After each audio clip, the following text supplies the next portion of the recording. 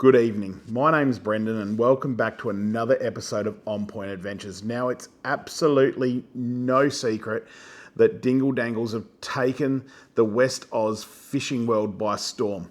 Now, as I've always explained, these are nothing new. They've been getting used overseas for years and years to great results. But of course, when something's new, it does create some form of confusion on the best and easiest way to use them. So tonight, what I'm going to be teaching you is just a very simple but a very effective way to make your very own Dingle Dangle rig for great results. And stay tuned, because there's going to actually be one little tip in here that I haven't seen on YouTube yet. And this is going to be the difference between your Dingle Dangle always being there for you or potentially lost in the surf. So stay tuned for that one. But what we're going to be trying to do today is just design a simple Dingle Dangle rig that is going to target your snapper and your Mulloway and other, I guess, species along those lines. It can be adapted with wire for sharks or toothy critters.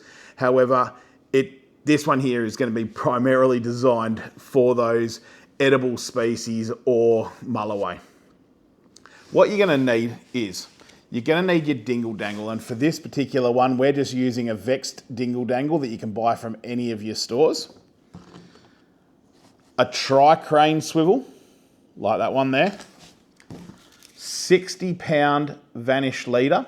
Now, I like using Vanish because it's fluorocarbon. It behaves really well in the surf and does a great job.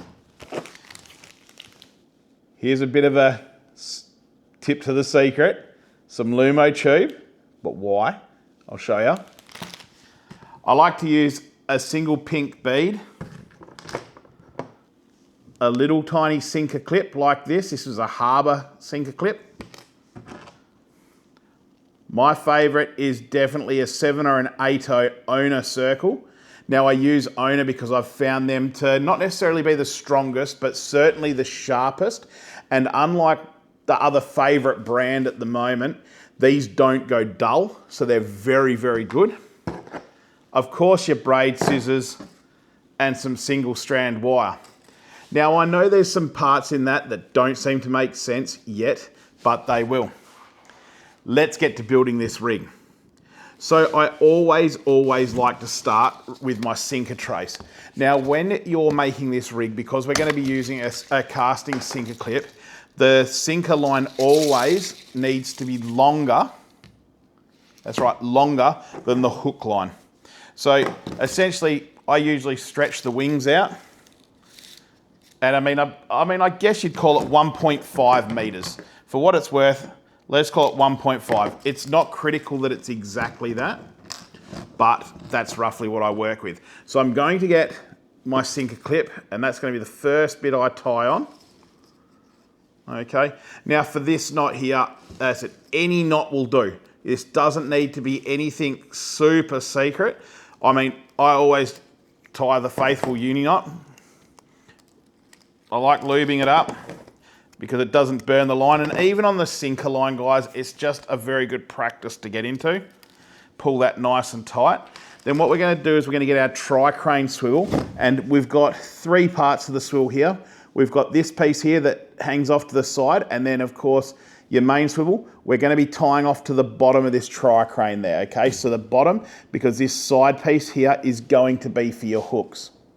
Now, don't worry if you can't keep up with this. The magic of the internet means you can pause, rewind, and do whatever you like. So let's tie onto the bottom of that tri-crane swivel. And once again, just a uni knot. And this rig, guys, can be used with any sinker you like and be used in any location you like. And that's the beauty of this rig. It is a very versatile rig. So now we've done that, we've created our sinker line. So tri-crane swivel at the top, 1.5 meters down to the little sinker clip. We're going to put that aside. We are now going to create the hook line, okay? So the hook line is once again very personal. Just got to shake the leader to get the tag end out. But for me, 50 centimeters. 50 centimeters to almost a meter is heaps. It doesn't matter how you tie this hook on. It really doesn't. You can snell it, you can uni knot it, you can do whatever you like. I like uni knotting it. Now the reason I like uni knotting a single hook, and I'm going to hear you guys say, oh, but it's a circle hook, so it won't get hooked deep down. I still like tying the uni knot on a single hook, because if I do hook a toothy critter and he does manage somehow to get it down, he can't bite that snell that we would have created on the shank of the hook. Okay? And that's why if I'm running a single hook, I like the simple uni knot. I then, once I've tied that uni knot, I then run my one bead. Now these beads here I just pick up from in bulk at Spotlight. Really bloody good. Really cheap, really good. And we're going to tie off to that side swivel there on the tri-crane. Okay.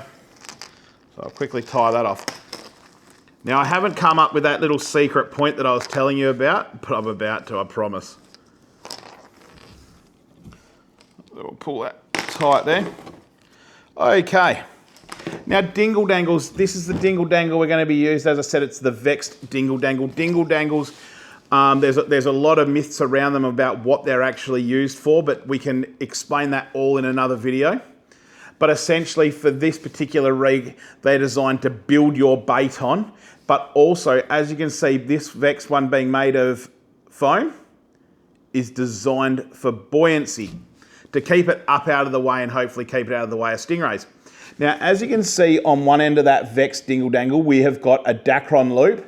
And on the other side, we've got a tiny little split ring here.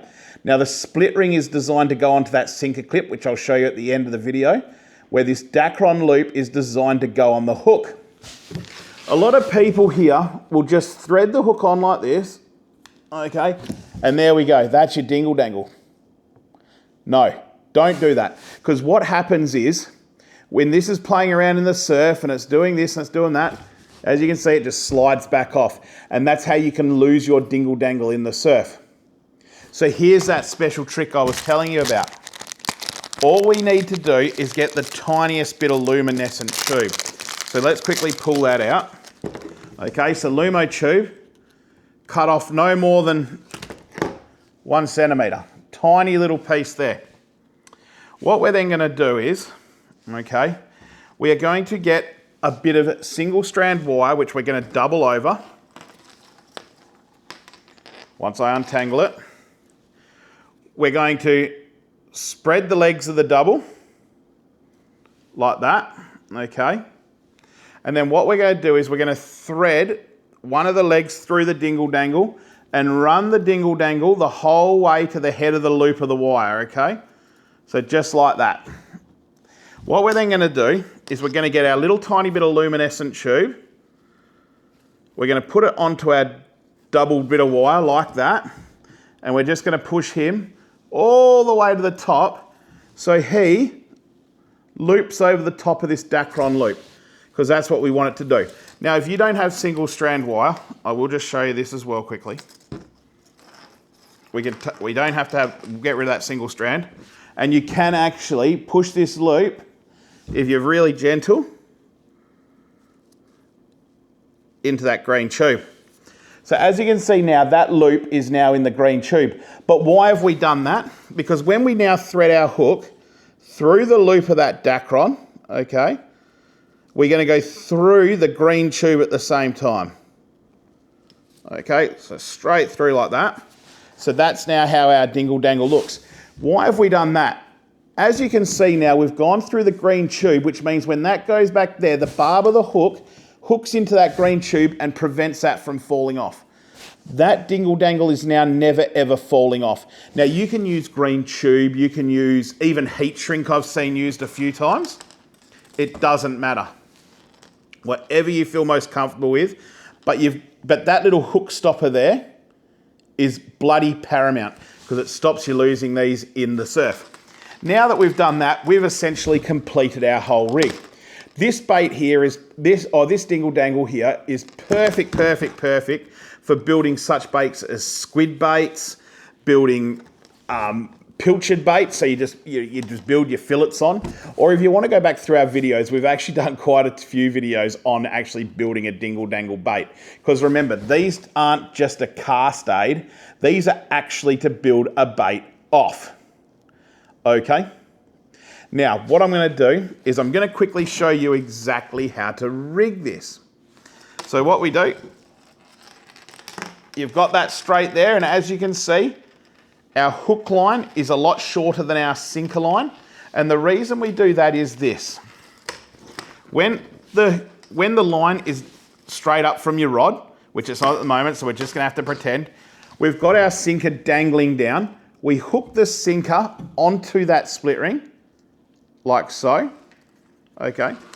And then it's very hard to show you when I don't have a rod hooked up to it. So we hook him up like that. But what you can see now is we have now got a perfectly presented and streamlined bait. So when that casts into the water and that hits the bottom, it drops off, just like that. And now the bait will suspend itself up in the water column because of this beautiful bit of foam on the Dingle Dangle, and will enable you to fish with a lot less bycatch of stingrays and bottom serpents. Anyway, guys, that is the easiest Dingle Dangle rig I reckon I know how to tie. It's the one that I think is probably the most versatile, the least specialist, so it's perfect for guys that are just getting into fishing with the Dingle Dangles. And if you really, really want to learn how to use those baits and build the baits for best success on these, then just go back through our videos, because as I said, we've done quite a few on them. I think you'll find them helpful. But as I said, guys, with such a beautiful streamlined Dingle Dangle that is going to float, that fish is going to come straight over the top, grab it, and that circle hook is good as done. And that's why I do like fishing circle hooks with this rig, because I generally find they have the most success. They hook themselves to the fish, you don't need to strike, and it's all done for you. Guys, if there's any variation of a rig you'd love to know, or there's a type of rig or type of fishing that you're doing that you'd love to know what we would use in that particular situation, don't be frightened to ask. Whilst we can't get to every single request, and we do get a few, we try and get to a lot of them, and this was one of them in this video. Anyway, guys, hope this was of some help. I hope we ran through it in a way that was very easy to understand and easy for you to follow along to build. And until the next episode, we'll catch you later. See you then.